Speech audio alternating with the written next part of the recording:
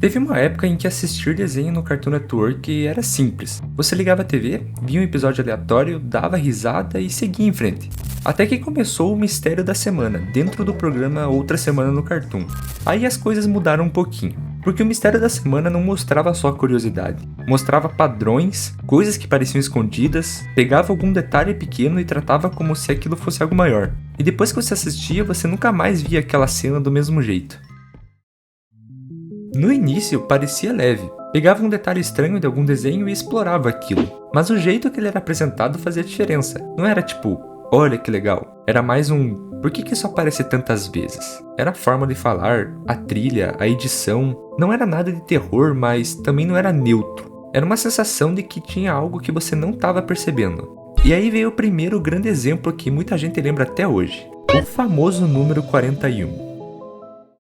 O quadro começou a mostrar como o número 41 aparecia repetidamente em vários desenhos diferentes. Não em um só episódio, não em um só cenário, mas espalhado por toda a Cartoon.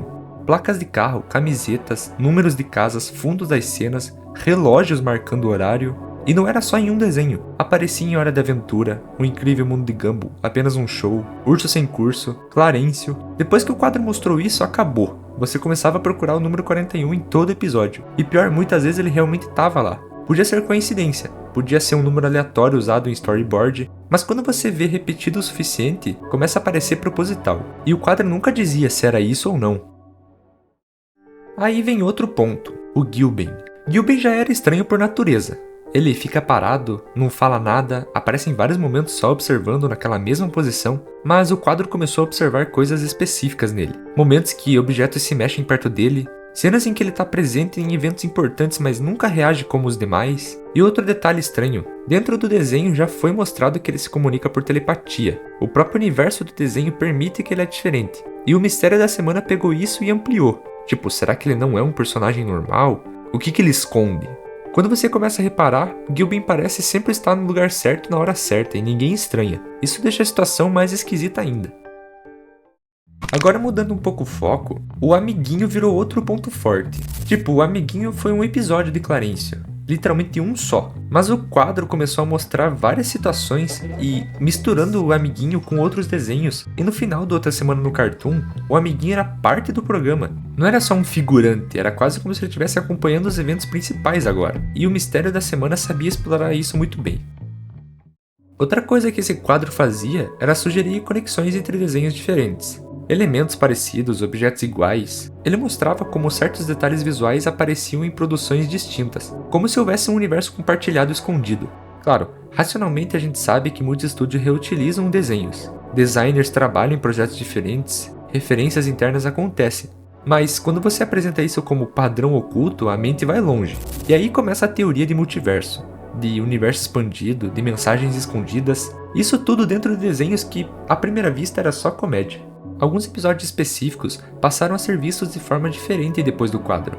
No Incrível Mundo de Gumball, vários episódios já brincavam com metalinguagem, realidade alternativa, quebra de quarta parede, e no Mistério da Semana, ele pegava essas cenas e dizia basicamente, e se isso não for só piada? E aí uma cena que antes era só humor nonsense vira possível evidência de algo maior. Claro, isso só teorizando, né? Em Hora da Aventura, que já tem um universo pós-apocalíptico, o quadro explorava mais detalhes desse fundo. Ruínas, símbolos escondidos, isso criava uma camada extra de estranheza, porque ali, diferente de outros desenhos, realmente existem mistérios canônicos. Então a linha entre teoria e fato fica ainda mais confusa. Com o tempo, Mistério na Semana deixou de ser só um segmento curioso e virou praticamente uma marca dentro desse programa. As pessoas esperavam por ele, procuravam por novos padrões, e ele incentivava o público a participar, a investigar tudo. E isso é muito forte, porque transforma o espectador em parte do mistério. Você não está só assistindo, você está ajudando ele. Quando você começa a procurar, qualquer detalhe vira pista. E talvez a parte mais interessante não sejam as teorias em si, é o sentimento que elas criavam. Você assistia um episódio sozinho, à noite, e lembrava que o quadro tinha mostrado isso. Aquela placa com o número 41, aquele personagem no fundo, aquela repetição que parece coincidência demais, e por um segundo o desenho infantil deixava de ser totalmente inocente. E não tô falando de nada sombrio, tá? É só uma sensação diferente, uma curiosidade misturada com leve desconforto. É a sensação de que talvez você esteja vendo só a superfície. Provavelmente muita coisa era coincidência, reutilização de material, piada interna dos animadores mesmo, ou referências aleatórias, tanto faz. Mas o quadro não precisava provar nada, ele só precisava plantar essa dúvida. E a dúvida é poderosa, porque fazia você reassistir os episódios. E quando falamos de reaproveitar conteúdo, meu amigo a Cartoon Network é pró nisso. Porque mesmo que você saiba que é exagero, uma parte de você continua procurando. Talvez o maior mistério nunca tenha sido o número 41, mas por que a gente gosta tanto de acreditar que existe algo escondido? No final das contas, o mistério da semana fez algo simples, mas muito marcante. Assim como todo o quadro em si, né? Outra Semana no Cartoon marcou toda uma geração. Ele transformou detalhes em pistas, figurantes em enigmas, coincidências em padrões. Ele fez a gente desconfiar do que parecia comum. E depois disso ficou impossível assistir um episódio sem prestar atenção no fundo da tela. Talvez não exista código secreto nenhum, talvez o Gilben seja só um personagem excêntrico, e talvez o número 41 seja só um número, mas a sensação de que pode haver algo ali, essa sensação nunca foi embora.